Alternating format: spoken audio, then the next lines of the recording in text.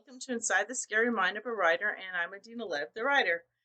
This is episode 117 of my continuing vlog series to get my name out there, name recognition. So when somebody says Adina Lev, oh, I read her book.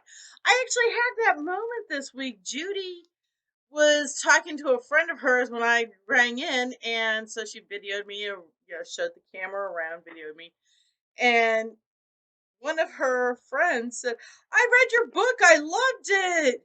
So, you love my book. Did you promote it? Did you tell anybody about it? Did you share it with your friends? I don't know. But I just said, oh, thank you. I'm glad you liked it. And I hope you like the next book. Romper Room moment. Hi, Christian. Hi, Lexa. Hi, Sherry. Hi, Sylvia. Hi, Raynell. Hi, Joel. Hi, Joel.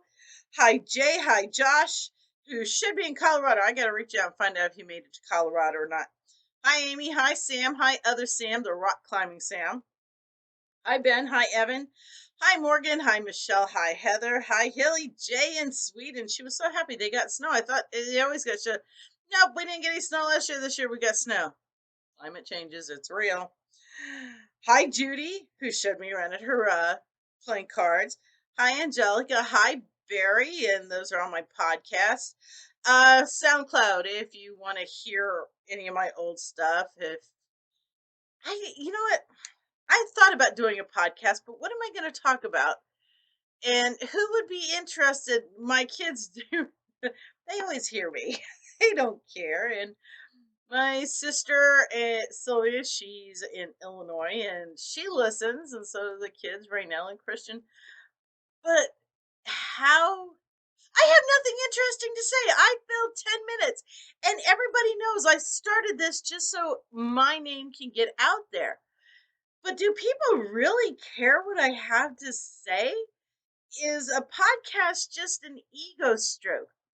Are there any original podcasts? My daughter Sam, she and her friend Alexis Whiteside, shout out to Wine and Weirdos. They have a podcast and it's clever. It's very, they go into ghost stories and murder mysteries and things like that. But theirs is not original other than to themselves. I seriously, I listen to people they endorse in their podcast, and it's basically the exact same thing Sam and Alexis are doing.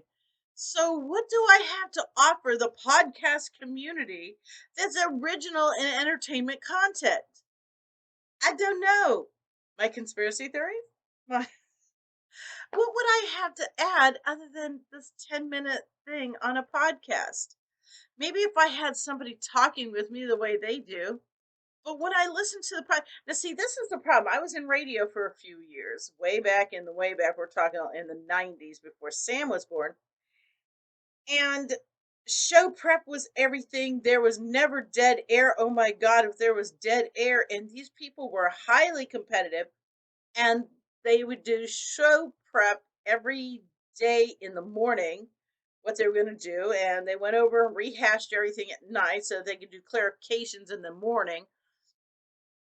It was big and involved, and I don't know if I want that kind of commitment, number 1.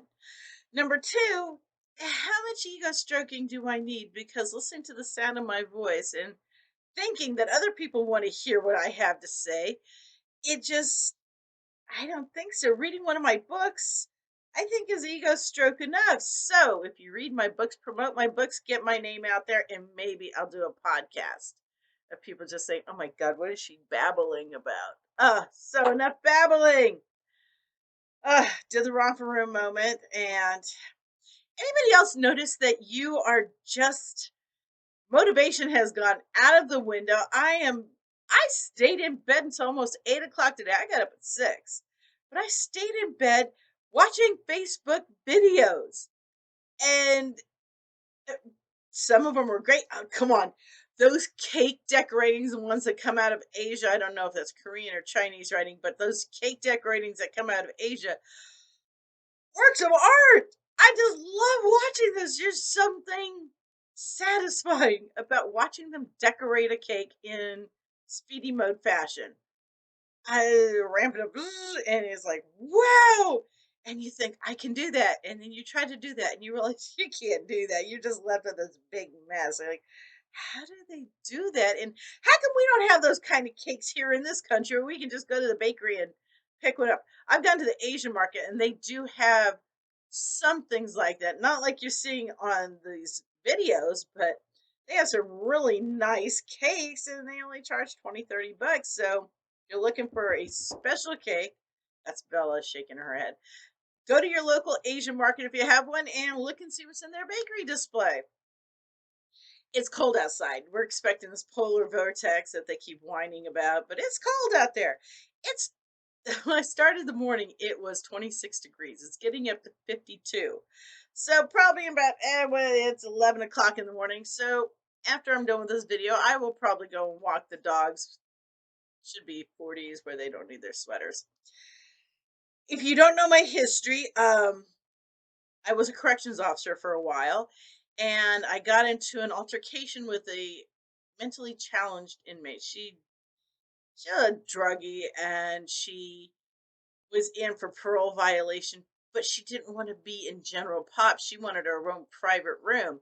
So she figured if she attacked one of the officers, she would be put in solitary confinement and she would get her private room. Unfortunately, I was the officer she decided to attack. So, long story short, is I wound up with a traumatic brain injury that resulted in some multi level vertigo, brain and inner ear.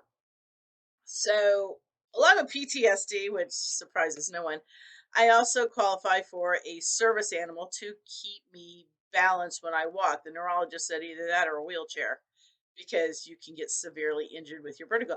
And she's not wrong. I've fallen and broken my hand. I've fallen and broken a wrist bone. I've had multiple bruises that are deep because I don't realize I'm falling until I hit. So it makes Mike feel better if I do have either a wheelchair, that can happen, or one of the dogs is trained as my service dog. Rascal timed out. He, because of his CHF, which is not uncommon among pit mixes, and his hip dysplasia with his arthritis, the veterinarian says he can't be in a harness anymore. So it's either get a wheelchair or train the next largest dog. Can you see me with a dachshund, the 18-pound dachshund as my service animal? No. So now it comes to Boomer. So Boomer turns out is smarter than Rascal without a doubt, but she also questions the motivation for making you do things. She gets it. Tell her down. She'll look at you. Fine, I'll go down. But she wants to know why. Sit. Look at you. No, sit. She is such a challenge to the dog trainer. And then I'm just as much as of a challenge because the dog trainer is telling me to do something one way. I'm so used to doing Rascal one way and trying to train Boomer to do it the way Rascal used to do it the way that I need it done. I swear this dog trainer, she's not making enough money to deal with two hard headed, me hard headed, the dog hard headed. Yeah. So anyway, back to training with the dog. This has been Adina Lev inside the Scary Mind of a Rider. And if you like this, thumbs up. If you don't like it, thumbs down. Take a shot, have a drink, and I will be babbling at this camera again next week. Heather, I know I said hi, but since you're watching, I'm going hi. And Michelle said she likes it. And see, jazz hands. Okay, that's not really jazz hands. That's just spastic waving hand. Y'all be safe out there, and I will be babbling at this camera again next week. Bye.